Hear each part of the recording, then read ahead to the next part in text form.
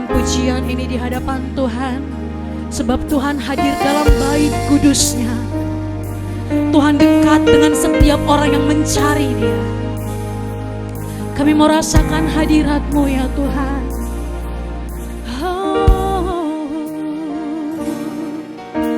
Tuhan hadir di bait kudus-Nya.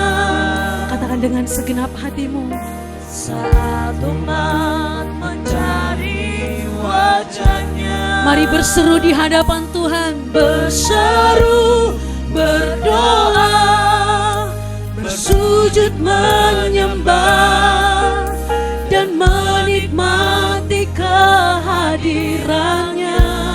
Tuhan hari ini mau dekat dengan umat-Nya. Tuhan mau dekat dengan umat-Nya. Amin. Yang datang dengan segenap hatinya, berseru, berdoa, bersujud menyembah, dan menikmati kehadiran-Nya.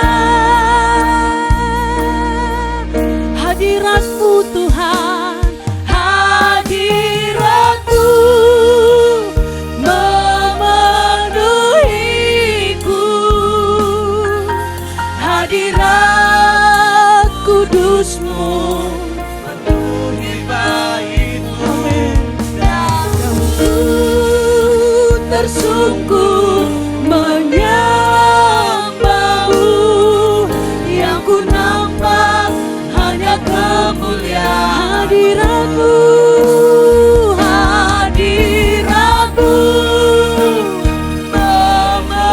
hadirat-Mu memenuhi setiap kami.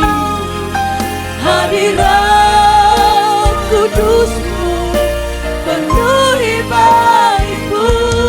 Dan ku tersungkur menyembah-Mu, yang ku nampak hanya kemuliaan-Mu.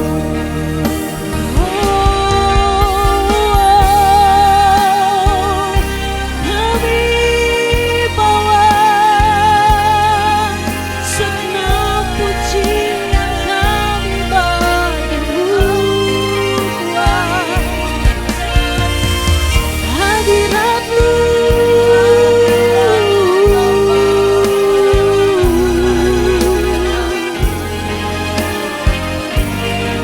bersama kita mau rasakan kehadiran Tuhan hari ini ada di tengah-tengah kita. Haleluya. Hadirat-Mu memenuhiku, hadirat kudus-Mu penuhi bait-Mu. Dan ku tersungkur menyembah-Mu, yang ku nampak hanya kemuliaan-Mu. Mari umat Tuhan saja yang nyatakan ini di hadapan Tuhan. Hadirat-Mu Tuhan. Hadirat-Mu memenuhiku, hadirat kudus-Mu penuhi bait-Mu. Amin. Haleluya.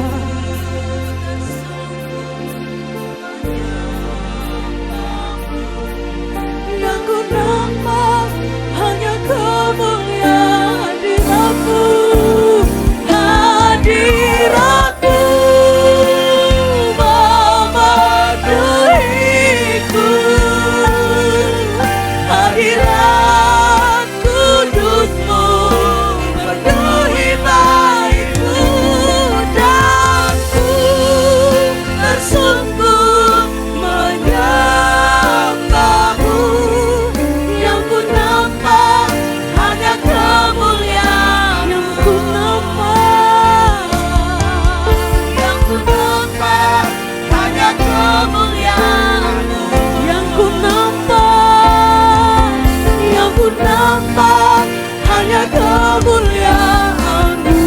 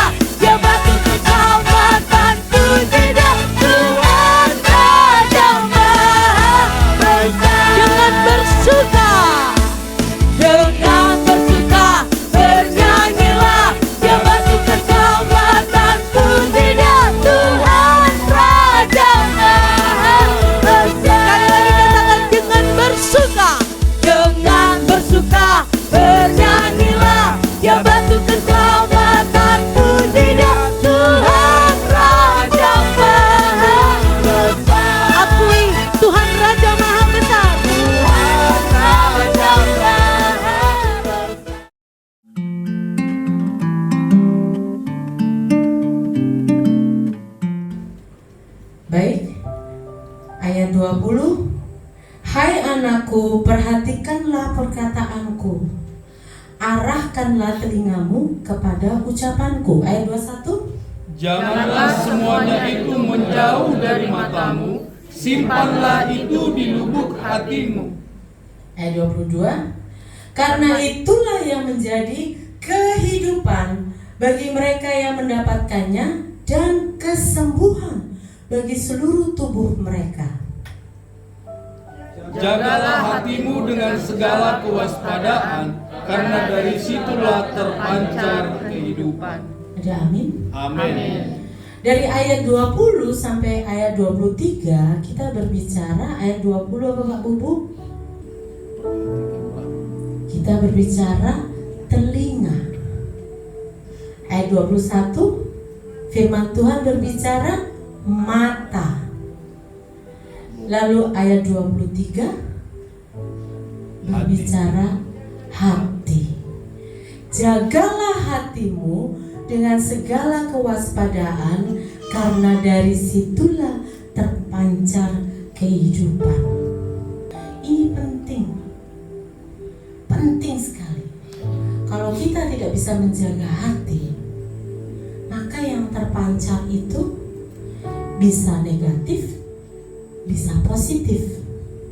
Di dalam bahasa Inggris, Amsal 4 ayat 23 di situ tertulis, guard your heart above all else, for it is the source of life. Bapak Ibu, di kantor saya itu ada security, ya. Dan karena ada security, ada guard, aman kita, ya. Kenapa di sini tertulis guard? Jagalah. Karena penting hati ini. Saya akan kasih contoh. Kalau kita ke bank, yang jagain siapa? Security. Kenapa dijaga? Karena di dalam bank itu ada uang yang bernilai. Ada uang yang kita tidak bisa hitung berapa jumlahnya, karena bernilai. Jadi dijaga sama security. Kalau Bapak Ibu ke Jakarta, itu mall yang jualan berlian itu juga dijaga itu. Bahkan dia bawa senapan di depannya toko itu, di mall salah satu di Senayan.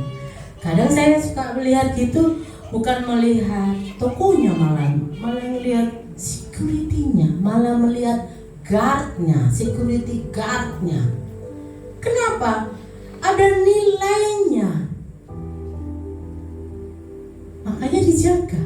Begitu pula juga dengan hati kita. Hati kita kalau nggak dijaga, maka kita akan belok, dan belok. Nggak terasa kita sudah jatuh ke dalam lumpur. Sama dengan manusia. Pernah nggak Bapak Ibu ke TPA atau lewat TPA itu, tempat pembuangan sampah? Dijaga nggak di situ? Nggak dijaga, karena nggak ada harganya. Bahkan apa? Bau di situ. Jadi nggak perlu dijaga. Jadi sesuatu yang berharga itu kita harus jaga. Hati kita harus jaga. Kalau kita tidak bisa menjaga hati pasangan hidup kita, dia akan cari orang lain. Dia akan melirik orang lain. Ibu-ibu yang di sini, jangan terlalu banyak cerewet. Jangan terlalu banyak menuntut. Ya, karena suami punya tanggung jawab dan bagiannya masing-masing. Kalau kita terlalu menuntut, stres dia. Stres di dalam pekerjaan. Ya, kalau pekerjaannya duduk, diem di belakang meja. Kalau kerjaannya di jalan gimana? Atau kalau membutuhkan mesti naik turun. salah sedikit bisa jatuh. Demikian juga dengan bapak-bapak. Alkitab berbicara bahwa kasihilah istrimu seperti engkau mengasihi dirimu sendiri. Udah tahu gajian, duit yang dikasih separuh. Kasihlah istrimu mengolah keuangan. Percayakan dia untuk mengolahnya. Jangan ditaruh di kos kaki, jangan taruh di bagasi, jangan taruh di helm. Ada amin? Amin. Yang kenceng ibu-ibu. Nanti saya pulang bapak marah sama saya. Yang ketiga adalah menjaga perkataan kita. Terkadang kita kalau sudah marah, perkataan kita ini ngawur. Karena marah jadi emosi, tidak menjaga hati. Akhirnya yang terkeluar adalah makian, mengutuk. Nah kalau sudah kayak begitu, menyumpahi orang. Kadang kita juga kesel sama orang kan. Akhirnya kita sumpahin. Nanti datanglah teman orang itu, kamu diapain ini? Puji Tuhan, gak apa-apa, biar Tuhan yang membalas itu. Oh jangan, Tuhan gak akan membalas itu. Tapi Tuhan tuh adil, dialah yang menjadi hakimnya. Tapi perkataan kita harus hati-hati. Jangan sampai kita menyumpahin orang, jangan sampai kita maki-maki. Dijaga hati kita. Kalau lagi marah, dijaga. Jangan diumbar sampai puas, apalagi dalam rumah tangga ya. Jadi jeroannya itu dikeluarin semua dulu. Nanti kalau udah selesai dia berlutut nangis, maafkan ya mama, katanya. Aku gak sadar loh ngomong seperti itu. Aku mencintaimu loh. Untuk apa? Kalau sudah maki-maki, apalagi main tangan, untuk apa maaf? Yang tersakiti siapa? Kaum lemah. Ya. Jadi kita harus menjaga hati kita. Kalau kita marah, kita ingat Tuhan. Kontrol hati kita. Jangan. Itu pasangan hidupku. Dia yang melahirkan anak-anakku. Jangan sampai itu terjadi. Amin. Yang kelima, jaga mata kita. Alkitab berbicara bahwa kalau kita melihat wanita lain dan kita menginginkannya, itu adalah zina. Alkitab loh ini ya, bukan saya. Cintailah istrimu seperti pada masa muda. Amin. Karena kenapa? Berkat itu akan selalu ada pada kita kalau kita bisa kontrol hati kita. Yang keenam, menjaga respon kita. Mendengarkan khotbah bareng-bareng. Baca Alkitabnya yang sama. Tetapi responnya kita sebagai orang Kristen berbeda-beda. Kenapa? Kembali lagi kepada hati. Saya membandingkan dengan anak-anak zaman sekarang. Kalau anak-anak zaman sekarang itu dikit-dikit keluar, dikit-dikit resign, dikit-dikit pindah. Dia tidak bertahan lama di dalam satu perusahaan. Saya mungkin pernah cerita di dalam mimbar ini ya. Jangan lihat saya yang sekarang, tapi saya punya sejarah. Saya pernah jadi tukang bersih-bersih WC. Yang saya kalau pulang malam itu udah capek tidur, pagi-pagi alarm yang membangunkan saya, udah harus cepat-cepat saya berangkat. Di perjalanan saya mikir, moga-moga saya nggak dapat lagi kotoran yang nggak di flushing, nggak di pejet sama tamu-tamu sama klien. Karena kalau saya bersihin WC itu bukan cuma jorok, tetapi kadang-kadang orang-orang tidak pejet itu. Tapi saya dengan setia melakukan 2 tahun loh Bapak Ibu, 2 tahun. Suatu hari saya dengar ada suara gereja, terus saya datang ke gereja itu. Saya nggak disuruh orang itu, saya nggak ikut dengan pelayanan.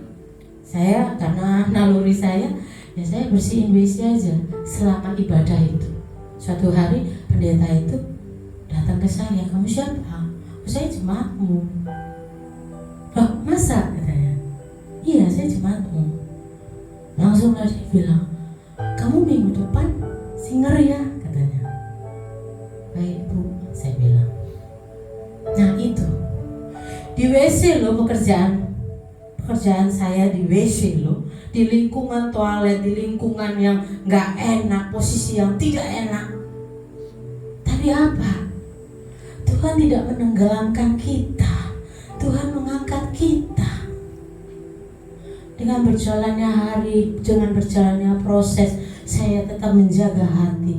Terjadilah sekarang. Jadi, saudara-saudaraku, jangan pernah takut kalau orang mau menjatuhkan kita. Kalau kita dijatuhkan orang, tetap jaga hati kita. Kita bilang sama Tuhan, oh haleluya Tuhan. Semakin orang menenggelamkan kita, Tuhan semakin mengangkat kita. Tetapi dibarengi dengan action. Kalau kami bertumbuh, kalian juga harus bertumbuh. Kalau kami diberkati, kalian juga diberkati. Kalau ada damai sejahtera di kami, kalian juga punya damai sejahtera. Uang banyak itu tidak penting kalau tidak punya damai sejahtera. Jangan diputus-putus ya. Jadi uang banyak tidak akan penting kalau kita tidak punya damai sejahtera. Di rumah tangga chaos, di rumah tangga berantem. Untuk apa? Kalau nggak ada damai sejahtera. Anak muda-muda juga begitu. Dengan gaji yang besar, gaji yang cukup, tapi nggak ada damai sejahtera. Untuk apa? Nah ini adalah doa kami. Saya dan Pak Gembala, kami selalu mendoakan kalian supaya rohani kalian juga bertumbuh, damai sejahtera mengikuti kalian, berkat mengikuti kalian, kesembuhan mengikuti kalian. Inilah harapan kami. Bapak Ibu yang di sini nggak bawa pasangannya, kalian harus doakan. Yang tidak bawa pasangannya, doakan mereka, biar mereka mencari Tuhan. Yang kedua, bagaimana caranya kita menjaga hati? Harus mempunyai lingkungan yang positif. Ya kita tidak menyalahkan ya, dan kita tidak melarang bahwa kita punya teman banyak, komunitas yang banyak. Tetapi dipilih, ya, dipilih mana orang-orang yang bisa membangun dan memotivasi kita, yang hidup sesuai dengan Tuhan. Harus itu dipilih, ya. Jangan bergaul dengan orang yang zaman sekarang yang terkenal judi online, apalagi. Mabuk, ya. Doyan belanja, dikit-dikit shopping. Ditahan, kasihan suamimu yang udah cari duit. Setetes keringatnya itu berharga loh. Ya, jaga. Jangan bergaul dengan orang-orang yang suka gosip. Ya, dikit-dikit ngomongin orang. Boleh kita, bergaul, tetapi sebisanya. Pergaulan yang buruk bisa Merusak kebiasaan yang baik. merusak kebiasaan yang baik. Firman Tuhan mengatakan seperti itu. Jangan sampai ya. Yang terakhir, bagaimana caranya mengendalikan pikiran? Hilangkan pikiran negatif kita sehingga hati kita ini jadi bersih. Dihilangkan pikiran negatif itu. Jadi kalau misalnya nanti ada orang bilang, Bu Gembala, saya itu diomongin sama orang yang begini begitu. Oh, haleluya, biar aja. Karena Tuhan tahu. Saya sama Pak Gembala juga sudah cukup banyak. Ada yang bilang gereja sesat, ya kan? Kami bilang ya puji Tuhan. Ada yang bilang, oh itu makan uang gereja. Ya, haleluya aja. Tapi Tuhan yang tahu itu semua. Kita pun juga gitu. Harus kita kendalikan pikiran kita. Jangan sampai kita mempunyai pikiran negatif dengan orang lain. Jangan sampai kita punya pikiran negatif kepada pasangan hidup kita. Jangan. Dengan begitu hatimu tetap terjaga, hatimu tetap terawat. Pikirkan hal-hal yang positif dan penuh pengharapan. Jadi ada 3 hal yang saya ungkapkan di sini. Kalau kita mau menjaga hati, yang pertama adalah berdoa dan membaca Alkitab. Yang kedua adalah mempunyai lingkungan yang positif. Yang ketiga adalah mengendalikan pikiran kita sendiri. Amin. Amin. Saya tutup khotbah saya. Saya minta WL dan Singer